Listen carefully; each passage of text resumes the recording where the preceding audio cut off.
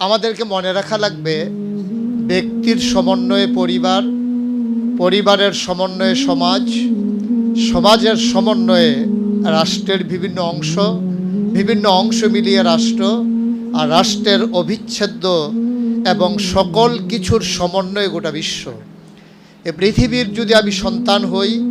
এ পৃথিবীর যদি আমি নাগরিক হই, নিজেকে যদি কোনো গণ্ডির ভিতরে আবদ্ধ না করি, আমি যদি নিজেকে কোনো একটা এলাকার প্রতিনিধি মনে না করি, আমি যদি মনে করি আমি বিশ্বমায়ের সন্তান, অর্থাৎ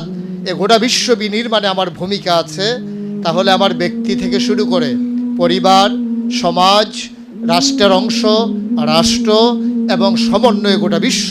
বিনির্মাণে এবং সুন্দর এই ধরনী প্রতিষ্ঠার লক্ষ্যে আমাদের প্রতিটি কাজ, প্রতিটি কথা, আমাদের প্রতিটি ক্ষণ, প্রতিটি মুহূর্ত আমরা যদি ব্যয় করতে পারি তাহলেই সম্ভব।